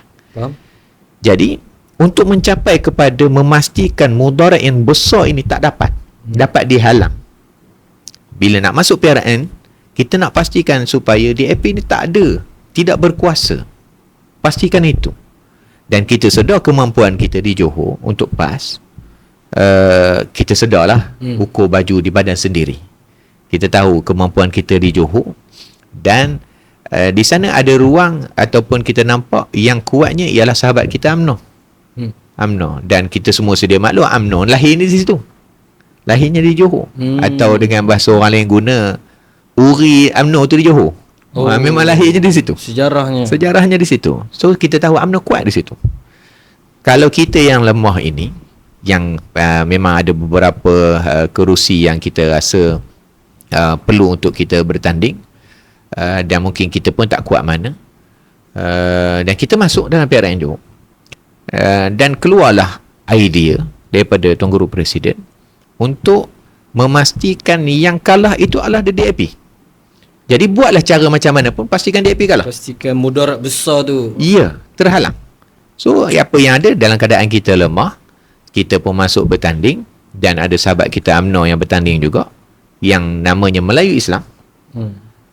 So adalah baik kita, itu yang keluar arahan bahawa kalau ada kerusi yang tidak dipertanding oleh Perikatan Nasional PAS itu Melayu Islam, so berilah undi pada UMNO, pada BN lah masa tu. So poinnya ialah buatlah macam mana pun, yang penting jangan bagi DAP. Itu. So keluarlah cadangan tersebut, dan kita dah lihat keputusannya, alhamdulillah solid lah. Solid. Yang penting kita nak Melayu Islam yang memimpin. Tapi negeri. Maksudnya kat Johor ni PAS tak menang langsung kan? PAS. Dia macam mana kalau, maksudnya kalau mindset orang yang masuk politik, takkanlah hang masuk politik tapi hang sanggup tak menang langsung. Itu membezakan PAS dengan parti yang lain. PAS bukannya macam orang kata, apa tujuan masuk pilihan raya, masuk politik tapi kamu tak nak menang. Bukan. Kita punya dalam PAS, prinsip ni ialah memastikan Islam tu dapat terjaga, terpelihara. Itu je. Kita tak menang pun tak ada masalah, yang penting Islam tu terjaga. Sebab tu ayah cik dia tak tahulah Hana, tak pernah lagi pimpinan-pimpinan yang lain sebut keluar kenyataan kalau dia jadi kerajaan, dia jadi nelayan pun tak apa. Ayah cik sebut. Hana rasa pimpinan yang lain mungkin kita tak pernah dengar, tapi ayah cik bayangkan masa tu boleh memimpin negara. Kita dah menang negara masa tu, masa kita jadi kerajaan lah itu. Tapi ayah cik boleh buat keluar kenyataan itu. Maksudnya tidak ada sekelumit pun hati untuk berada di mana-mana posisi dalam kerajaan. Ini bukan satu keinginan, hasrat, tak. Yang penting ianya dapat berjalan dan Islam itu dapat terjaga, itu je. So benda tu yang kita apply di Johor, dan rakyat boleh tengok. Kita duduk di Johor, kita bekerja, dan kita bawa keluar arahan siapa yang di kerusi yang perikatan tak bertanding boleh berikan undi. Keluarlah mengundi Barisan Nasional untuk memastikan Melayu Islam itu terus berada di Johor, dan terbukti selesai Johor. Dan cuma masa tu dia tidaklah secara dilihat macam official. Cuma arahan tu keluar setelah PRN tu berjalan. Dah start lah. Dah start. Tapi dia tidak se-official macam Negeri Sembilan. di Negeri Sembilan. Di Negeri Sembilan kita memang pergi kepada penamaan calon bersama. Kita pergi mana-mana pun kita bersama di Negeri Sembilan. Kita bawa roh yang sama, semangat yang sama daripada Johor, kita bawa ke Negeri Sembilan. Dan terbukti apabila gabungan yang kita buat ni ataupun kerjasama yang kita buat dengan Barisan Nasional, dengan Perikatan Nasional, dan keputusan yang telah kita tengok, kita sebut orang yang paling besar dalam DAP lah di Negeri Sembilan itu pun hilang kursinya. Itu antara kita panggil kesan daripada percaturan yang dibuat oleh Tuan Guru Presiden. Dan sebenarnya ini yang paling ditakuti oleh DAP. Bila kita dah bergabung, dia satu lagi, kita dah ada pengalaman dah sebelum ni dengan MN. Dulu kalau ingat, kita MN dulu kita sangat-sangat rasa selesa lah. Ustaz Azria itu ada tak pergi ke Bagan Datuk, kita nyanyi lagu sama-sama, ada masa tu? Tak balik lagi. Tak ada tak balik lagi. Tak balik lagi. Yang kita masa tu MN kita di bahagian Datuk, PAS dengan UMNO, duduk dalam bangunan UMNO tu sambil pegang tangan nyanyi lagu Teman Sejati tu. Oh ya. Dulu ada. Oh ya. Sambil-sambil ada yang menangis. Tapi di penghujung tu dia hubungan tu agak sedikit retak dan terputus sebentar. Dan wallahualam kot nanti dia akan kembali ke arah itu. Wallahualam lah, itu di peringkat pimpinan. Tapi nak sebut di Negeri Sembilan, ianya berjaya. Even PAS kita bertanding 5 kerusi, 4 kerusi kita menang. Ya. 1 kerusi tu kalau ikutkan datanya kita tahu istilahnya confirm kalah. Lobak. Dia lobak. Tapi bila lepas pada keputusan keluar, deposit kita tak hilang. Kira antara kejayaan juga tu, sebab kita punya pengundi kat situ tak sampai 30% pun. Lebihnya kepada kaum berbangsa Cina di situ. So tak hilang deposit tu kira satu kejayaan dah sebenarnya. Langkah yang baik lah. Sangat berkesan lah. Dan Ana cukup yakin ianya sedang difikirkan betul-betul di peringkat DAP ni. Sebab tu Anthony Loke dia letak jawatan di Negeri Sembilan, pemangku, apa nama jawatannya? Pemangku pengerusi DAP Negeri Sembilan. Yang dia kata dia pegang dah 24 tahun. Tak apalah. Kalau dia pemangku tapi 24 tahun kan. Apa nama tu? Itu sebenarnya satu signal kita berjaya tu. Menggoyahkan dia. Menggoyahkan dia sebab dia hilang kerusi dan dia ni dalam masa yang sama dia tu menteri. Dia goyang goyang. So dia goyang, dia letak jawatan. Tak apalah. Kira rakyat dia melihat benda itu.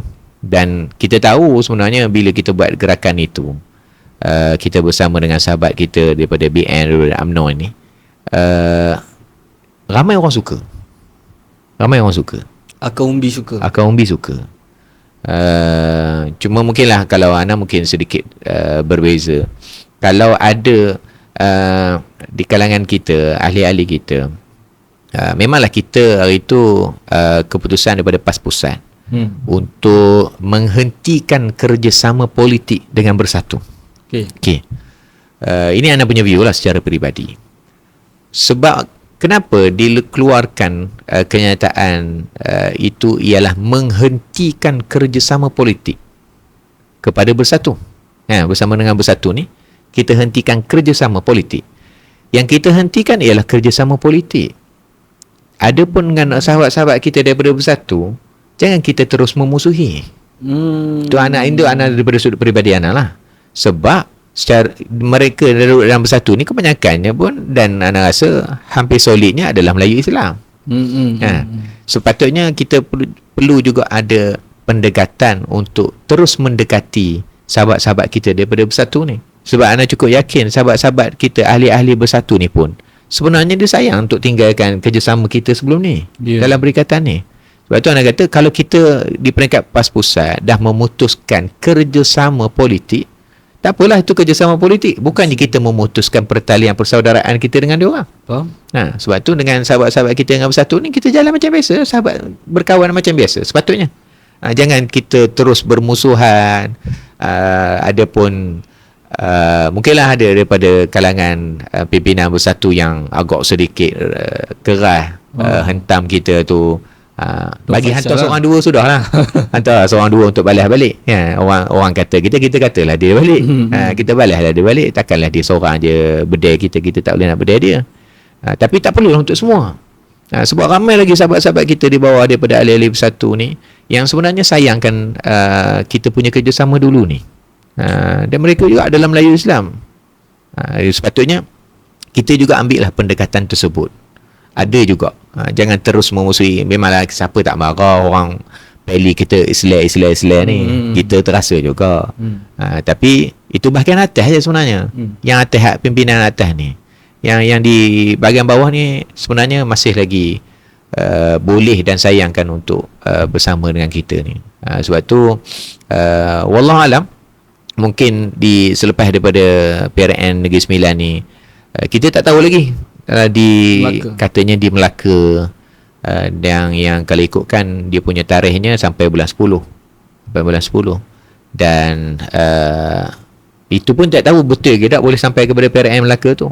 Mungkin juga kalau PMX dia kata nak terus PRU. dengan PRU pun boleh jadi, sebab kalau daripada sudut psikologinya, kalau gelombang daripada Johor itu dah ada dan dibawa pula, diterjemah pula di Negeri Sembilan, gelombang tu semakin besar. Kalaulah dia buat di PRN Melaka pula, ini saya punya prediction je lah, kalau dia buat di PRN Melaka, andai kata gelombang tersebut dibawa pula ke Melaka, dia semakin besar lagi. So dia akan hilang lagi satu negeri. Adalah lebih baik dia daripada melihat gelombang tu semakin besar, sebab selepas Melaka Sarawak. Sarawak kan? Lepas Melaka Sarawak. So kalau Selangor pun dah bunyi. Selangor pun ada dah bagi tanda-tandanya. So kalau dia membiarkan PRN tu terus berlangsung dan kita panggil istilahnya orang putih dia panggil domino effect. So asalnya kita dia kecil, semakin besar, dan akhirnya nanti dia lagi rugi. Sebab satu-satu PRN bukan sikit belanja. Betul? Berjuta habis. Daripada dia habis ini berjuta lagi, dan lebih baik cantiknya kalau dia bijak lah, biar dia akan buat PRU terus. So kalau menghadap PRU terus ni bubar semua, termasuklah Melaka, termasuk kita dengan Perak lah. Cuma persoalannya adakah kita bersedia pula lah. Sebab kalau PRN dia lain. PRN di semua negeri dia akan turun untuk bantu negeri tu. Satu Malaysia dia boleh turun. Cuma bila kita PRU, kita hadap sendiri-sendiri lah. Ipoh Barat, Kuala, Kawasan masing-masing. Kawasan masing-masing lah masa tu. So dia lagi berbeza lah masa tu. So sebab tu sebenarnya kalau dia buat PRN pula di Melaka, semua jentera akan turun ke Melaka, nanti dia akan hilang kot lah nanti. Kemungkinan juga sebab domino effect tu tadi. So adalah sebenarnya lebih baik dia bubar terus dan buat terus PRU. Kenapa PAS ni ataupun kerjasama dengan UMNO ni, hari tu kita nampak macam kita nak tinggalkan antara isunya, ataupun kita pernah berhenti sekejap antara isunya, sebab TPM kita sekarang terpalit isu rasuah. Ini pun ramai juga netizen sebut kan.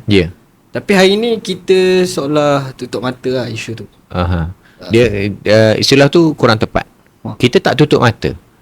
Dia kalau kita just based on kepada keputusan mahkamah. Kalau keputusan mahkamah kata sebelum ni diputuskan di NAA, andai kata dia tidaklah terlepas terus, kita dalam kita konsisten. Andai kata salah, ada tersabit, sila jalankan perbicaraan, sila. Nak sabit. Kalau memang ada unsur-unsur rasuah, penyalahgunaan apa semua ni, kalau memang salah silakan.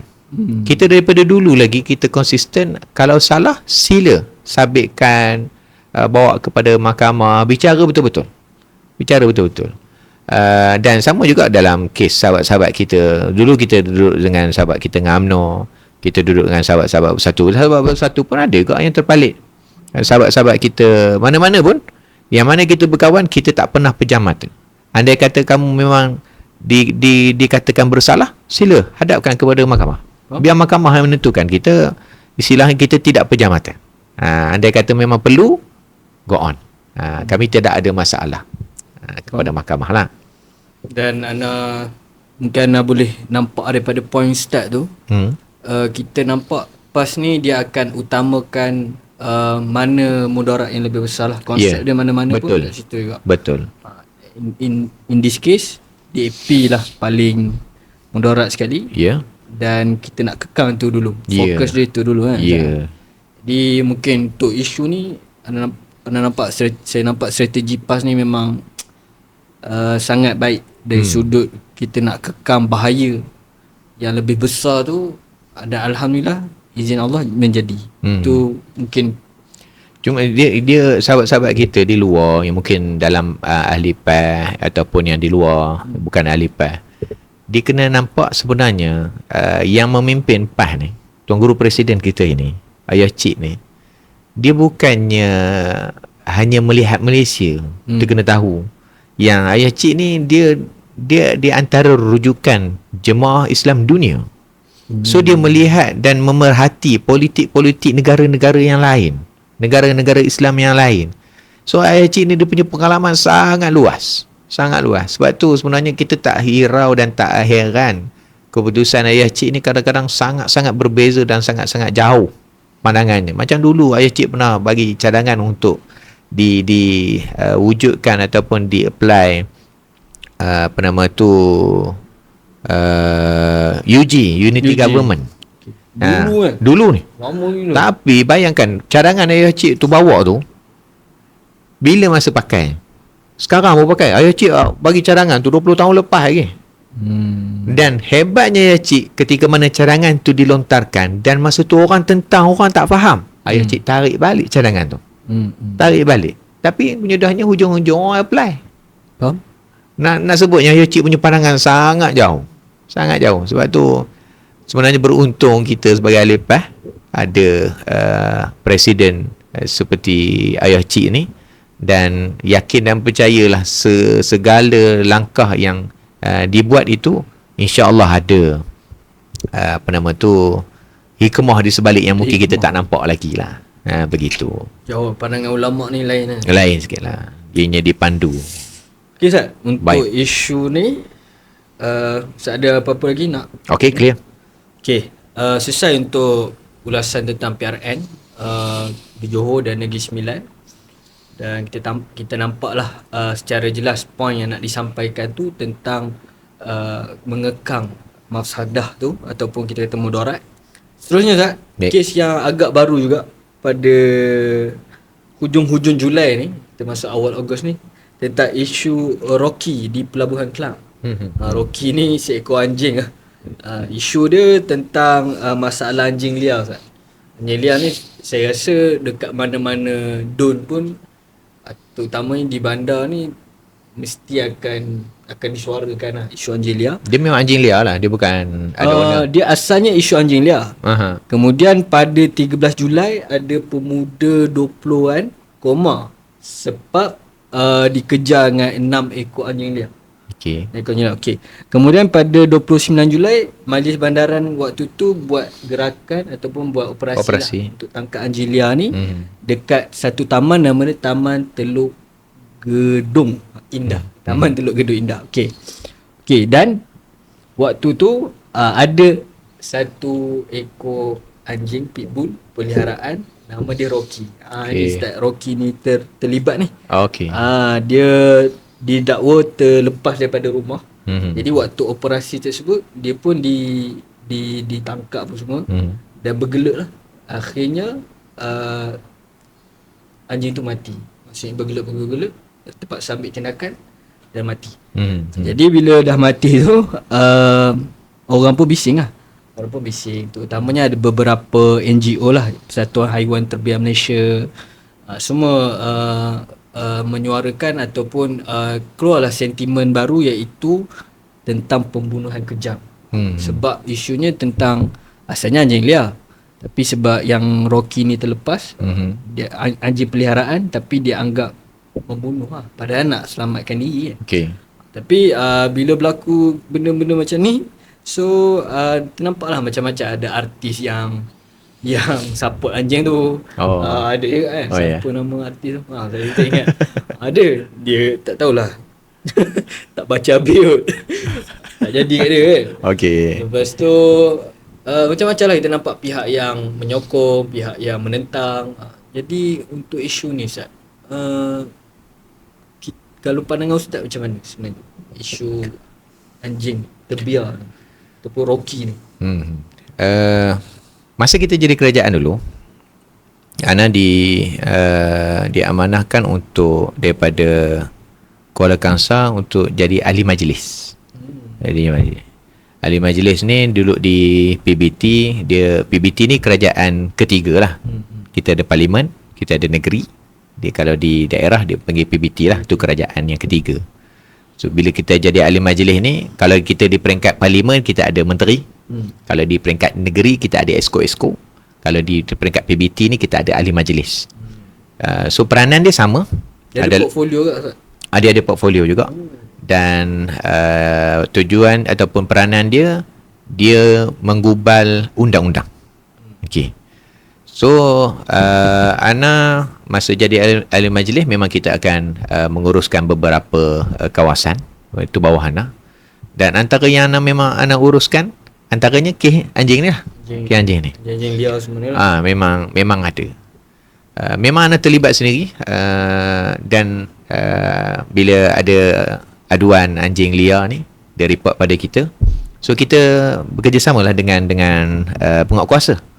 Tu lah, kalau dari sudut bab penguatkuasa ni kita kadang-kadang kesian. Penguatkuasa ni parking dia orang jaga. Ada lembu tengah jalan pun dia orang kena jaga. Apa lagi kalau ada orang parking salah tempat, kena tunda apa semua tu dia orang juga punya kerja. Anjing ni pun dia orang juga. Haiwan liar ni dia orang pun juga. Jadi banyak kerja ni. So Ana join sekali operasi dia orang. Dia orang operasi memang pukul 2-3 pagi lah.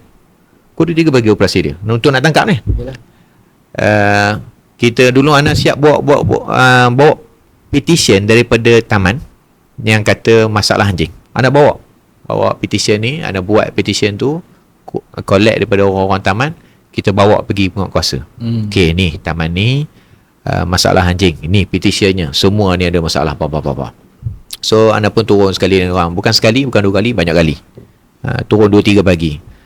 Macam-macam cara dah dia orang buat. Antaranya paling biasa dia orang akan letak sangka untuk tangkap ya. Tangkap anjing. Tapi biasanya memang tak menjadi. Sangka tu ada umpan. Adalah umpan semua tu. Memang tak. Buat setakat Ana beroperasi sekali dengan dia orang ni tak pernah dapat.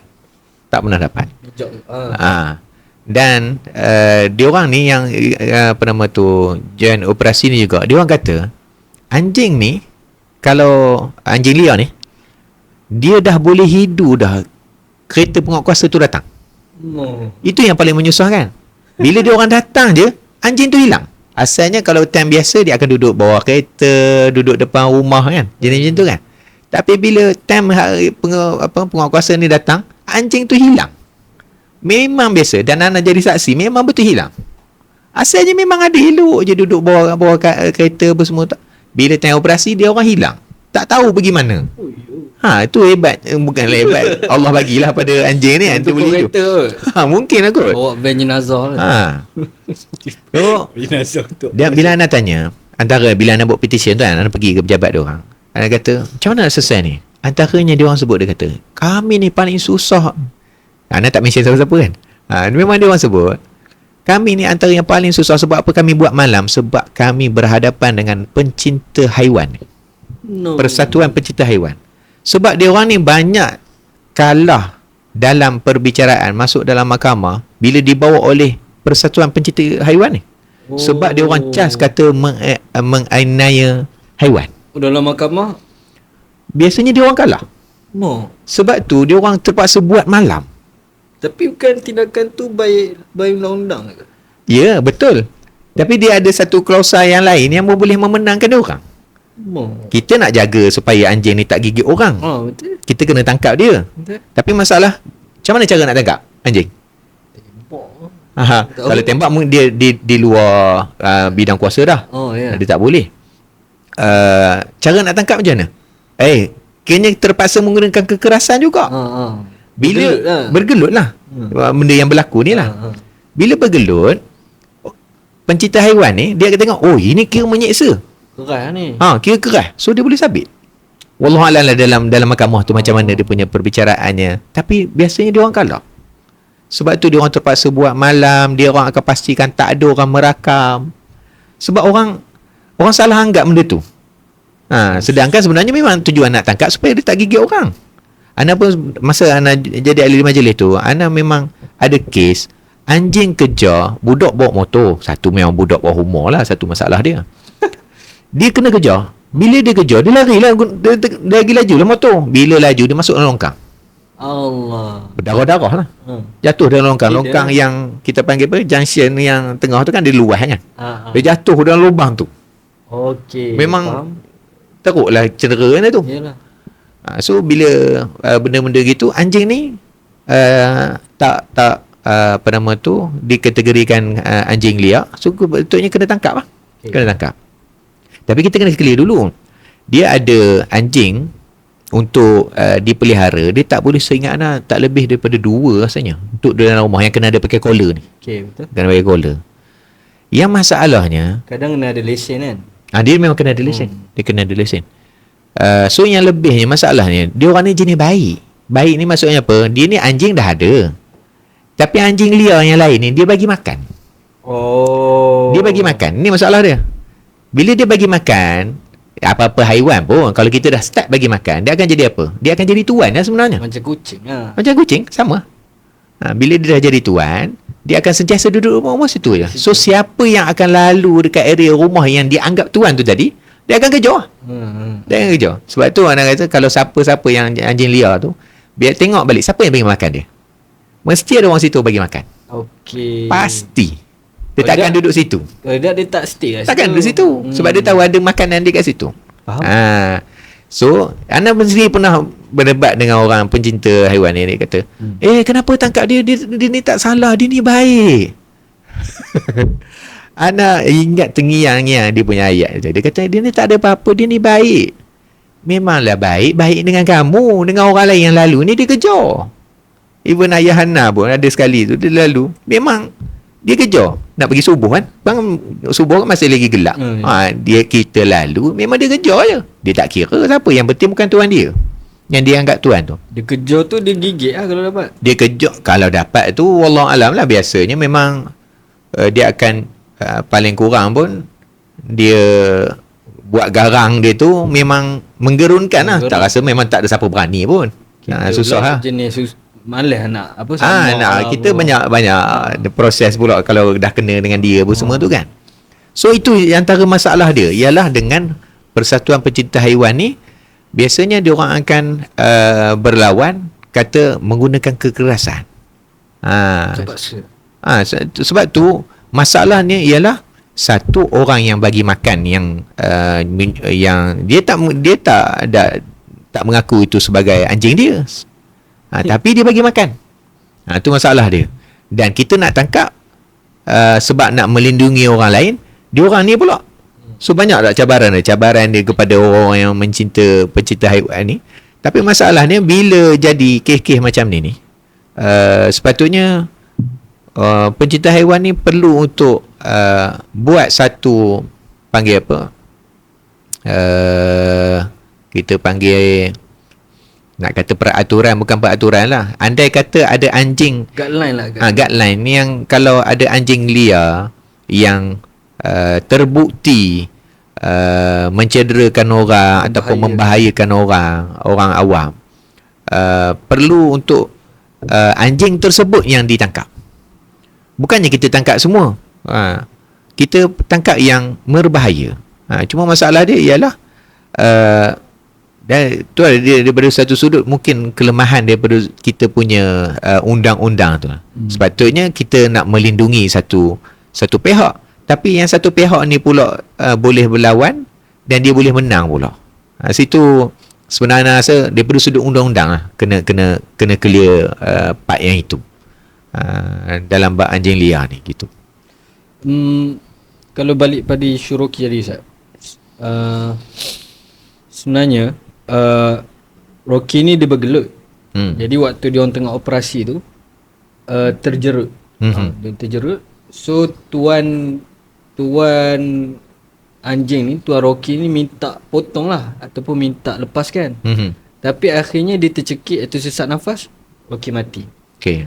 So diorang buatlah satu orang kata nak pertahankan justice for Rocky ni. Dalam keadaan macam tu, rupanya pada baru lagi semalam 2 Ogos kemarin, rupanya Rocky ni ada juga mangsa-mangsa yang pernah kena gigit dengan Rocky ni, walaupun dia haiwan peliharaan. So maksudnya dia memang ada owner. Dan dia pernah mencederakan orang lain. Asalnya macam Justice for Rocky ni macam nak berpihak pada Rocky lah, sebabnya dia ni haiwan peliharaan. Tapi rupanya dalam keadaan tengah viral ni, ada orang dakwa. Tu lastnya kes ni masih hanging lah. Masih hanging. Orang tengah buat postmortem apa semua. Tapi macam mana Ustaz? Maksudnya kalau Ustaz pun ada pengalaman dekat PBT dan sebagainya, apa solusi konkret lah kita boleh? Sebab tadi Ustaz ada buat petition kan.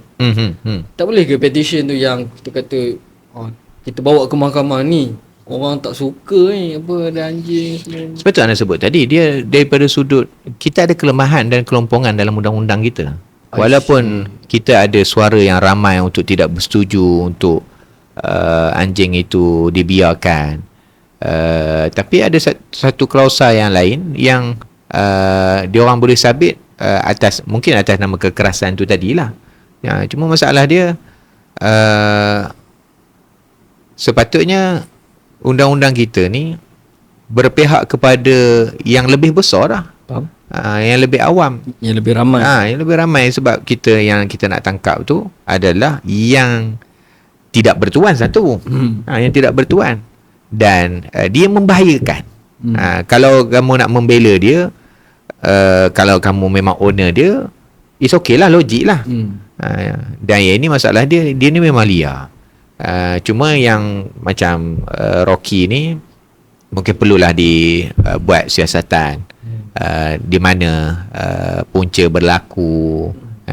Sebab biasanya yang kadang-kadang ni ada video-video yang tengah-tengah viral ni juga, video-video lama, anak kecil kena gigit, budak-budak sekolah balik kena gigit. Yang itu memang ada owner yang terlepas. Yang terlepas. Sebab tu sebenarnya itu tanggungjawab owner. Sebab dia memang istilahnya kita nak salahkan anjing ni sangat. Dia nak salahkan dia 100% pun tak boleh juga, sebab dia memang bersifat melindungi owner. So siapa yang dia tabiat dia begitu, siapa yang lalu depan rumah dia akan anggap sebagai ancaman. Siapa saja, kamu nak hantar surat ke, kamu nak hantar parcel ke, dikira awalnya adalah ancaman kepada owner dia. So dia akan ni lah. So siapa yang melintasi depan rumah pun semua dia akan dikira ancaman. Dia memang sifat dia begitu. Jadi tanggungjawab tu ada pada owner. Untuk memastikan dia ni kena ikat. Dan seperti mana kamu punya tanggungjawab untuk memastikan dia ni cukup makan, cukup minum. So tanggungjawab kamu kena pastikan dia ni betul-betul tak terlepas. Masalah dia. Yang terlepas ni masalahnya. Sebab tu kalau macam Rocky ni memang kita rasa siasatlah betul-betul dan tengok di mana kelompongannya, dan pastikan yang menjalankan tugas siapa nama abang tu, yang dikira sebagai jadi hero ni lah, hero kita ni, pastikan dia, kalau dia sedang menjalankan tugas, kena pastikan dia punya keadilan tertegak lah, sebab dia menjalankan tugas. Bukannya dia saya saja untuk tangkap dan sebagainya. Bukan saya saja, sebab anda pasti operasi tu dia buat, pastinya ada aduan. Dia kena clear satu benda. BBT ke atau mana-mana ke, dia orang ni terpaksa juga menjalankan tugas kalau ada aduan. Kalau dia orang tak buat tugasan tersebut, bila dah ada aduan, dia orang boleh masuk dalam. Boleh masuk dalam. Sebab dicas sebagai tidak menjalankan tugas. Sebab tu kalau kita pun tak suka dengan siapa-siapa, pejabat awam ke, jangan cakap sembrono. Sispa apa semua ni kan. Bila ada aduan saja, dia orang kena jalankan tugasan tu. Ni nanti kan cerita masuk kat dalam undang-undang yang lain juga. Tapi bila ada aduan, dia orang terpaksa kena jalankan juga. Walaupun kadang-kadang tu dia kesian, macam contoh penjaja apa semua ni kan. Bila ada aduan, dia orang terpaksa ambil tindakan. Aduan tu sebab ada aduan. Gitu. Okay Ustaz, clear lah isu ni. Memang clear. Dapat pun dari sudut view yang Ana tak sangka lah, dapat perspektif dari sudut PBT tu. Okay. Dan untuk landing podcast episod kita pada kali ini, baru ni kita baru selesai muktamar kat peringkat Pemuda Negeri Perak. Okay. Dan peringkat KP ada angkat satu tema barulah. Silap saya Perak memimpin. Ya, memimpin Perak. Memimpin Perak, Allahu Akbar. Memimpin Perak. Memimpin Perak.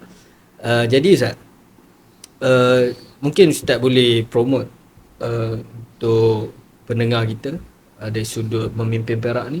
Dan mungkin saya ada sikit soalan nakalnya ialah tidakkah tema ni terlalu fokus pada mood politik? Baik. Apakah nasib tarbiyah dan dakwah di peringkat PAS, terutamanya Pemuda Perak? Baik.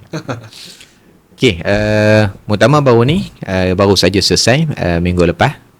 Dalam beberapa hari lah, hari Ahad, hari Sabtu baru ni, dengan tema memimpin Perak. Dia sebenarnya rentetan ataupun penerus kepada tema yang lepas.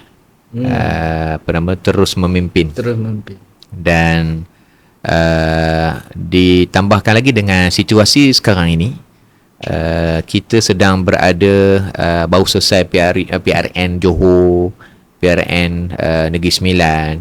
So gelombang tu kita nampak daripada Johor pergi ke Negeri Sembilan, mungkin selepas ni pada Melaka.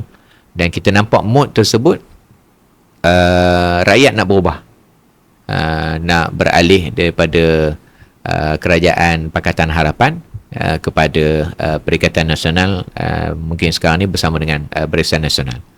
Dan antara negeri yang disebut-sebut, seperti mana disebut oleh perasmi muktamar juga, Datuk Seri Yang Amat Berhormat Datuk Seri Sanusi, Perak antara negeri yang antara list yang terawal yang boleh untuk beralih kerajaannya, sama dengan Pahang, sama dengan Selangor. Perak antaranya. Sebab kalau kita nak membentuk kerajaan, kita hanya perlukan lagi 4 kerusi sahaja kalau di negeri Perak. So 21 lah. So kita yang paling hampir lah, bersama dengan sahabat kita yang sebelum ini. Jadi sebab tu keluarlah tema untuk kita memimpin Perak, iaitu PAS lah, PAS untuk memimpin Perak. Dan dalam masa yang sama, dalam ucap tama YBKP juga ada menyenaraikan beberapa item dalam isi kandungan tu, daripada sudut aspek tarbiyah, daripada sudut dakwahnya tetap diteruskan. Cuma daripada sudut tema ataupun daripada sudut luarannya, kita akan memimpin Perak dengan semangat yang sebelum ni yang kita bawa. Maksudnya dengan semangat PAS, adanya konsep dakwah, adanya konsep tarbiyah, adanya siasah, itu masih lagi berjalan. 3 teras tu lah. 3 teras tu masih kita teruskan dalam kita nak bawa Perak itu, PAS membawa Perak, memimpin Perak dengan segala yang kita dah rancang ataupun kita rangkakan sebelum ini. Kalau mungkin sebelum ni kita dah ada dulu namanya dokumen hijau, kita adanya namanya WINS, Wawasan Induk Negara Sejahtera. Semua itu adalah antara dokumen-dokumen yang kita dah susun untuk bagaimana kita mentadbir dengan cara Islam, bagaimana penyelesaian Islam. Sebab tu sebelum ini muktamar PAS Pusat, dia punya temanya kembali kepada penyelesaian Islam. Maksudnya sebenarnya semua kita nak mentadbir negeri, nak mentadbir negara, semuanya sebenarnya ada penyelesaiannya dalam Islam. Daripada sudut ekonomi ke, masalah sosial ke, semua tu penyelesaiannya ada dalam Islam. Dan itu yang kita nak bawa. Kalau kita di Perak, kita nak memimpin Perak tu dengan semua penyelesaian itu daripada Islam itulah. Itu antaranya. Okay, Ustaz. Kita nak memimpin Perak dengan penyelesaian Islam. Mungkin Ustaz boleh bagi satu, bukanlah contoh, tapi saya tertanya secara peribadi. Baik. Kita tengok kerajaan sedia ada sekarang kat negeri Perak pun dah ada perancangan dia tersendiri. Contohnya dia kata Perak Sejahtera 2030. Kalau kita tanya pasal ekonomi apa semua pun dia kata baik apa Ya, semua kan. Apa lagi yang pas ataupun Ustaz rasa pas boleh baiki ataupun yang boleh tawarkan untuk tambah baik di Perak lah. Satu, kita kena ingat, kita jangan nampak bila kita mengambil alih sesuatu pemerintahan negeri ataupun di peringkat pusat, kita bukan akan tukar secara total. Maksudnya segala benda yang baik yang dah dibuat sebelum ni, kerajaan yang sebelum ini, kita akan teruskan. Sebab kalau benda itu memang betul baik, dia jangan kita salah anggap bila lepas ambil habis. Semua kena tukar. Semacam mana yang dimomokkan oleh DAP. Bila lepas mentadbir, habislah nanti kita semua tak boleh pakai seluar pendek daripada dicakap pada bangsa Cina. Kita dah tak boleh dah nak minum arak. Dia keluar semua benda-benda tu seolah-olah bila lepas datang dia akan ubah 100% terus. Tak, sebenarnya benda perkara-perkara yang baik kita akan teruskan. Perkara-perkara yang baik yang tidak bercanggah dengan syarak. Walaupun dilihat baik daripada sudut mata manusia, tetapi kalau dia bercanggah dengan syarak, kita tak boleh lah. Tapi kita punya garis panduannya adalah Islam. Kalau ianya baik daripada sudut Islam, kita akan teruskan. Dan kena faham juga, bila kita mengambil alih sesuatu kerajaan, kita dah memang ada kefahaman Islam. Dan memang kita berniat untuk dianya bertukar daripada yang tidak kita panggil tidak syariah compliant. Kita nak tukar kepada mengikut syaraknya. Dia tidak juga boleh kita tukar 100%. Dia kena ada proses tadarruj itu, kena berperingkat. Buat sikit-sikit. Macam pengharaman arak. Macam pengharaman arak. Even pengharaman arak dulu pun dia berperingkat. Tadarruj. Kalau kita nak terus tutup terus, kalau memang betul kita ada kemampuan dan kita ada jalan penyelesaian selepas daripada penutupan tu, it's okay lah. Tapi kiranya pasti akan ada peringkat-peringkat yang perlu untuk kita selesaikan daripada sudut undang-undangnya macam mana, bagaimana pelaksanaannya pula. Macam Ana sebut, Ana kan ada pengalaman dalam PBT sebagai ahli majlis. Antara yang Ana duduk dalam jawatankuasa tu adalah bahagian pelesenan. Antara pelesenan ni adalah penjualan arak. Okey, ni Ana ada dalam jawatankuasa tu. Jadi kedai-kedai ni ada yang dah jual arak. Okey. Jadi kita nak boleh nak tutup terus? Tak boleh. Sebab dia dah memang dah daripada sudut legalnya dia legal. Dah beroperasi. Dah operasi. Jadi macam mana cara kita buat? Kalau Ana masa tu dalam tu, kita cadangkan bila kepada kedai-kedai yang ada jual arak, kita mengentatkan cara penjualan itu. Macam contoh, jual, okey boleh jual. Yang sebelum ni dah memang dia jual dalam kedai ni. Okey, dia kena pastikan dia duduk berdiri rak yang atas. Contoh, kita tetapkan macam tu. Kita buat peraturan itu supaya paling kurang kita dapat melindungi antaranya, elakkan daripada budak-budak kot terambil. Okey. Betul? Kita mungkin budak-budak dia tak tahu. Ini benda betul cantik lah. Kau dia nanti dia beli. Kau boleh yang jual tu pun memang dia bagi je kawan tu beli sebagai contoh. So kita letak satu peringkat, letak peraturan kena letak tempat tinggi supaya budak tak ambil. Lepas tu maksudnya kedai tu kena ikut lah. Lepas tu kita pergi satu step lagi. Okey, kalau contoh dia dah memang duduk rak yang paling atas. Okey, kena letak satu sudut yang jauh ke belakang. Supaya peti air ke ataupun rak tu ke, biar dia di belakang supaya mengelakkan dan orang-orang yang membeli ni tidaklah berhampiran dengan benda itu. Nampak tak? Kita buat penguasaan itu, tambah lagi peraturan. Lepas tu kita tambah lagi, kita bagi tahu dah buat kat belakang, waktu kena buat signage besar. Ini non halal punya kawasan. Poinnya apa dia? Kita memberatkan sikit demi sedikit. Kita perketatkan sikit demi sedikit. Kita nak arang terus tak boleh. So kita nak elak memastikan yang penting orang Islam tu terjaga yang tu. Sebab tu tak silap Ana dalam jabatan agama ataupun MAI, Ana tak ingat siapa yang mencadangkan. Antaranya untuk isu judi lah, isu judi. Kita nak tutup terus tak boleh. Tapi yang kita boleh buat apa dia? Kita nak halang supaya orang Islam beli. Betul? Itu antaranya apa dia? Anda tak tahu sekarang ni dia apply ataupun tidak. Iaitu siapa yang nak beli nombor ekor ni, dia kena tunjuk IC. Tunjuk IC. Dan IC tu ada Islam, kamu tak boleh beli. Anda tak tahu sekarang dia dah apply ke tidak. Tak silap, cadangan itu ada. Itu antaranya. Poinnya, kita nak haram tu kalau tak boleh, tapi yang kita nak jaga adalah Islam tu. Begitu.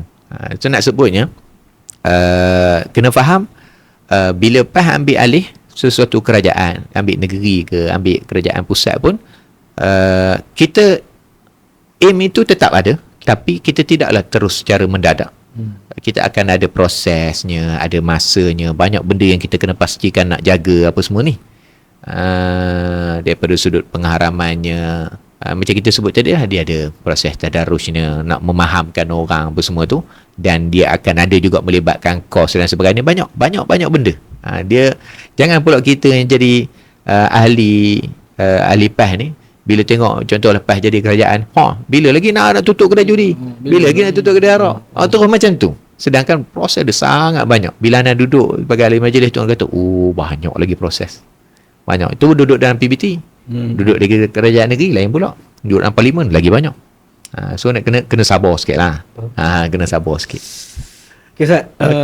Sangat jelas dari sudut tema memimpin Perak tu.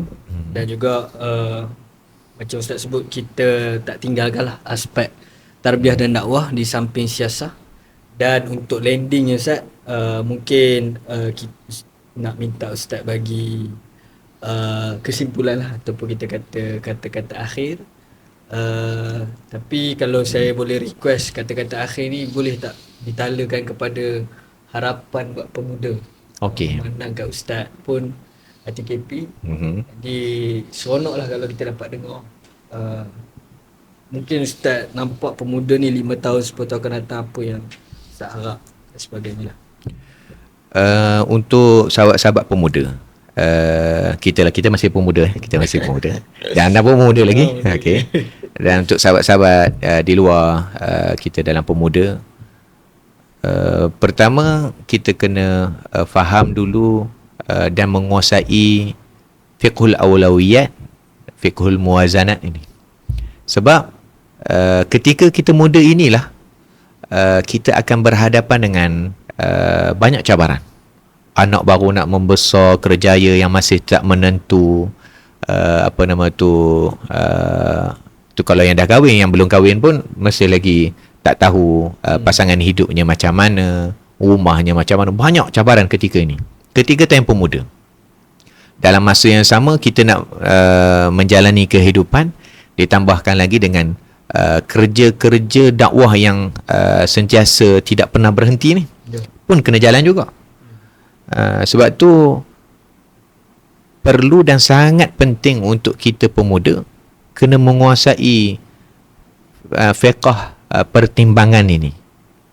Fiqh yang mana satu kita perlu untuk dahulukan, yang mana satu untuk kita yang kita letakkan nombor 2, yang ketiga. Sebab kok mana pun dakwah dalam jemaah ni dia tetap kena jalan. Dalam masa yang sama kita kena teruskan kehidupan. Sebab tu macam Yang Amat Berhormat Datuk Seri Sanusi pun mention, kata dia dah melepasi tempoh pemuda itu dan berjaya. Dan memang tak dinafikan dalam tempoh muda ni banyak sangat cabarannya. Banyak cabaran. Nak sambung belajar lagi, nak duit lagi. Banyaklah. Banyak, sangat-sangat banyak. Sebab tu dia dalam tempoh muda ni dia memang agak sedikit keras, dan siapa yang keras sahaja dapat melepasinya. So kena keras. So kena kental. Macam mana dia yang orang buat tu? Kalau takut jangan ikut, kalau ikut jangan takut. Gitu. Dia kena, kamu dah duduk jalan-jalan ni, hadap jangan berpatah balik. Dan kena kuasai fiqhul awlawiyat, fiqhul muwazanah. Sebab kita akan banyak benda dalam masa yang sama. Kita ada isteri, kita ada anak, kita ada ibu dan ayah, kita ada kawan-kawan, kita ada jiran. Banyak tanggungjawab kita. Sebab tu nak kena kita panggil menyusun dengan baik. Sebab dengan kita menyusun, barulah kita boleh boleh berjaya. Dan dalam masa yang sama pasti dekat sana adalah pengorbanan. Kena ada pengorbanan hati. Kalau kita ada isteri kena korbankan hati dia. Allah. Anak kena korbankan masa dengan anak. Banyaklah anak kena korban. Even kita sendiri pun kadang-kadang kena korbankan juga. Hatinya, cukup masa untuk tidurnya, macam-macam lah. Nak sebutnya, dalam tempoh ketika ini, sahabat-sahabat pemuda, kalau kita nak bertahan dalam tempoh lagi 5 tahun, lagi 10 tahun, time ini yang kita nak kena uji ni, 5 tahun ni, sabar sikit. Dan satunya kekuatan kesabaran tu pastinya keterikatan kita dengan Tuhan. Biasanya kalau kita tak kuat kat situ, yang itu yang menjadi masalah tu. Banyak kalau mengadu dengan yang Maha Penciptanya. Itulah tempat yang paling terbaik untuk kita mengadu. Dan doa banyak-banyak. Sebab kok mana pun kalau kita nak stay sampai 5 tahun lagi ataupun 10 tahun lagi duduk dalam jemaah ni bersama dengan jemaah Islam ini, yang akan menentukannya ialah Allah Ta'ala je. Sekuat mana pun kita, kalau Allah tak tentukan kita, Allah tak berikan keizinan untuk kita sampai ke tahap itu, memang takkan sampai. So insyaAllah penting niat kita tu ikhlas. Jangan ada rasa kepentingan untuk diri. Kalau rasa ada kepentingan untuk diri itu, tajdid balik niat. Tajdid balik niat. Perbaharui niat. Jangan kita merasakan menginginkan sesuatu dalam jemaah. Kalau rasa sesuatu dalam jemaah, tu yang jadi daripada sahabat-sahabat kita yang dah terjun daripada bahtera. Dia orang nak mengejar sesuatu, dan akhirnya mungkinlah dia orang dapatlah apa yang dia orang kejar tu, tapi jauhlah daripada bahtera jemaah Islam. Itu yang kita tak naknya. InsyaAllah doa-doa. Ustaz pun tolong doa untuk Ana sekali. Doa untuk Ana. Sama-sama kita doa lah semua kita, insyaAllah. Jadi Ustaz, terima kasihlah atas kesudian Ustaz datang ke podcast kami yang serba ada je lah. Ini macam-macam ada ni. Macam-macam ada di studio kami ni. Dan banyaklah kita dapat dari sisi masanya, pengalaman dan pesanannya. Moga bermanfaat untuk diri kami dan juga penonton Teman Sembang. Terima kasih sudi bersama kami sepanjang kami bersiaran. Dan jangan lupa like, komen, subscribe dan share. Sebarkan pada kawan-kawan kita. Moga-moga lebih ramai dapat manfaat daripada podcast Teman Sembang. Sekali lagi terima kasih Ustaz. InsyaAllah. InsyaAllah jumpa lagi pada episod seterusnya. Assalamualaikum warahmatullahi wabarakatuh.